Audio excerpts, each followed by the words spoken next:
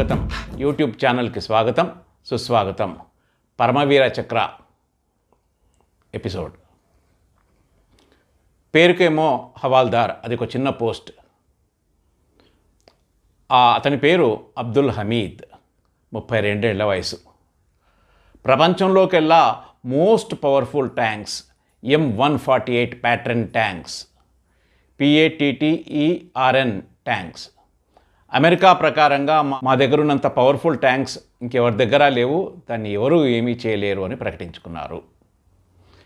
ఆ ట్యాంక్స్ని 1965లో పాకిస్తాన్కు అమెరికా ఉదారంగా ఇచ్చింది.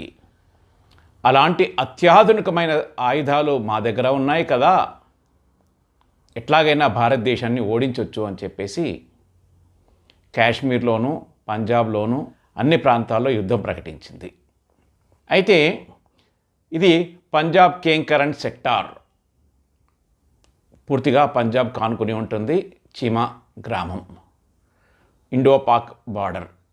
ఎట్లాగైనా ఈ ప్రాంతం నుంచి పెద్ద ఎత్తున ట్యాంకులు భారతదేశంలోకి ప్రవేశిస్తాయి పాకిస్తాన్ నుండి అని భావించారు 4th గ్రెనేడ్ ఆర్మీ ఆఫీసర్స్. ఆ ప్రాంతమంతా కూడా దట్టమైన చెరుకు తోటలు, పత్తి తోటలతో ఆవరించబడి ఉంటుంది. అక్కడ రహస్యంగా జీపు పైన 106 mm RCL rifles, recoil rifles fit చేయబడి ఉన్నాయి. దీని రేంజ్ 500 నుంచి 600 గజాలు. ఒక రకంగా ఓల్డ్ మోడల్ గన్ జీప్ పైన ఫిక్స్ చేశారు. 8th సెప్టెంబర్ 1965 ఉదయం 3 ట్యాంకులు, ప్యాట్రన్ ట్యాంకులు వరుసగా ప్రవేశించాయి. దాంతో అబ్దుల్ హమీద్ హవాల్దార్ గురి చూసి కరెక్ట్గా ప్యాట్రన్ ట్యాంక్ 200 గజాల దూరం రాగానే ఫైర్ చేశాడు. దాంతో ఆ ట్యాంక్ అక్కడికక్కడే భస్మం అయిపోయింది. అందులో ఉన్న ఆర్మీ సోల్జర్స్ అంతా కూడా అక్కడికక్కడ చనిపోవడం జరిగింది. తర్వాత వెనుక వస్తున్న 2 ట్యాంకుల్లోని సిబ్బంది కూడా పారిపోవడం జరిగింది. తాత్కాలికంగా ఆ పూటకు ఆగింది. అందరూ ఔరా, ఓల్డ్ మోడల్ గన్ ఏంటి, ప్యాట్రన్ ట్యాంక్ని పేల్చడం ఏంటి అని ముక్కున ఏలు వేసుకున్నారు. వాళ్లకు తెలుసు ఎట్లాగా మళ్ళా ట్యాంక్, పాకిస్తాన్ ట్యాంక్స్ మళ్ళా వస్తాయని చెప్పేసి మళ్ళా 9th సెప్టెంబర్ రోజున మళ్ళా వరుసగా 3-4 ట్యాంకులు ఒకదాని వెంకటి వస్తూ ఉన్నాయి. ప్రతి ట్యాంకులో కూడా 20 నుంచి 25 మంది సోల్జర్స్ కూర్చుని ఉన్నారు. మళ్ళా అబ్దుల్ హమీద్ ఉదయం 8:30 సమయంలో వరుసగా 2 ట్యాంకులను పేల్చివేశాడు సెప్టెంబర్లో కూడా. దాంతో 3 ట్యాంకులను పేల్చినట్టు అయింది. ఇది ఒక గొప్ప రికార్డ్. అప్పుడే భారత ప్రభుత్వము ఇతడికి పరమవీర చక్ర ఇవ్వాలని డిసైడ్ అయింది. కానీ 10th సెప్టెంబర్ అన్నిటికంటే మోస్ట్ క్రూషియల్ పీరియడ్ అది. ఉదయం 8:30 ప్రాంతంలో వరుసగా 15 ట్యాంకులు పెద్ద ఎత్తున దాడి చేయాలని చెప్పి నిర్ణయించుకున్నాయి, దాడి చేశాయి. మొదటి ట్యాంకులో వాళ్ళ ఆఫీసర్ మేజర్ కూర్చొని ప్రయాణం చేశాడు. అయితే అబ్దుల్ హమీద్ వెంటనే ఫైర్ చేయకుండా వాళ్ళ పై ఆఫీసర్ కల్నల్ హరిరామ్ జాను ఏమని ఆదేశించాడంటే, ఇప్పుడే ఆ ట్యాంకును పేల్చకండి, ఆ ట్యాంకు మనల్ని దాటి ముందుకు పోయినాక వెనక నుంచి కాలుద్దాం అని చెప్పాడనమాట. అయితే ఈ ట్యాంకు వీళ్ళని దాటి ముందుకు వెళ్ళిపోయింది. దాంతో పెద్ద ఎత్తున ట్యాంకులన్నీ కూడా తమ ఆఫీసర్ని అనుసరిస్తూ వెనుకకు వచ్చాయి. వెనుక నుంచి ఆఫీసర్ ట్యాంకును పేల్చివేయడంతో అక్కడికక్కడ ఆయన చనిపోవడం జరిగింది. ట్యాంకు భస్మీపటలం అయ్యింది. దాంతో వరుసగా మరొక 2 ట్యాంకుల్ని కూడా అబ్దుల్ హమీద్ కాల్చివేశాడు. ఇది రికార్డ్.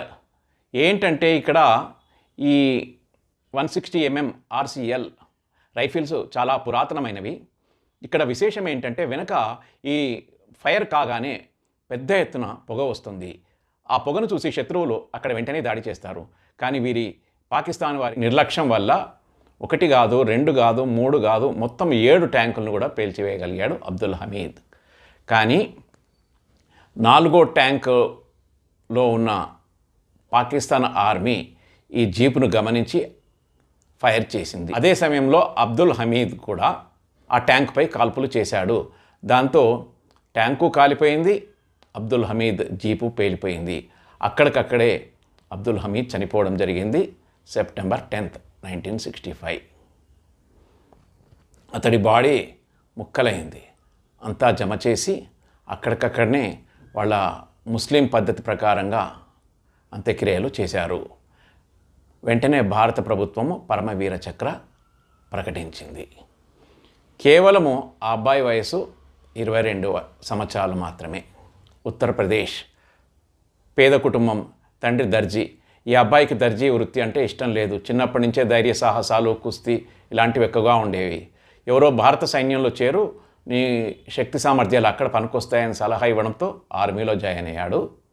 23 ఏళ్లకే తమ ప్రాణాలను దేశమాత సేవలో అర్పించి అత్యంత ధైర్య సాహసాలను ప్రదర్శించి ఒక రకంగా అంకేం కరెంట్ సెక్టార్లో పాకిస్తాన్ ఓటమికి కారకుడయ్యాడు.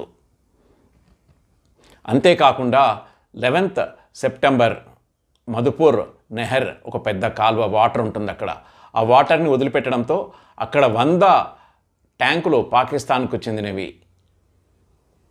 నీళ్లలో ఇరికిపోయాయి, వెనుకకు పోలేక ముందుకు పోలేక. దాంతో పాకిస్తాన్ ఓటమి చెందింది. ఈ రకంగా ప్యాట్రన్ ట్యాంకులు 100 ఆ ప్రాంతంలో ఉండిపోయాయి. అందుకే ఆ ప్రాంతాన్ని ప్యాట్రన్ నగర్ అని పిలుస్తారట. కల్నల్ రసూల్ ఖాన్ బీబీసీతో మాట్లాడుతూ, జనరల్గా 160 mm ఆర్సిఎల్ గన్స్ ఒక్కసారి వాడగానే శత్రువులు గుర్తుపడతారు, కానీ పాకిస్తాన్ వాళ్ళు గుర్తుపట్టలేదు అంటే అది వాళ్ళ లోపము అని నవ్వుతూ చెప్పడం జరిగింది. ఈ రకంగా పాకిస్తాన్ వద్ద ఎంత అత్యాధునికమైన ఆయుధాలున్నా కానీ గుండె ధైర్యము, ధైర్య సాహసాలు, తమ దేశ మాత సేవ పట్ల తమకున్న నిబద్ధత, మరణం అంటే చిరునవ్వుతో ఆహ్వానించడము భారత సైనికులు మాత్రమే చెందుతుంది. ఫ్రెండ్స్, ఈ వీడియో నచ్చితే లైక్ చేయండి, షేర్ చేయండి బంధుమిత్రులకు. అట్లాగే మీ పిల్లల్ని కూడా తప్పనిసరిగా చూడమని చెప్పండి. సబ్స్క్రైబ్ చేసుకోకపోతే చేసుకోమని చెప్పండి.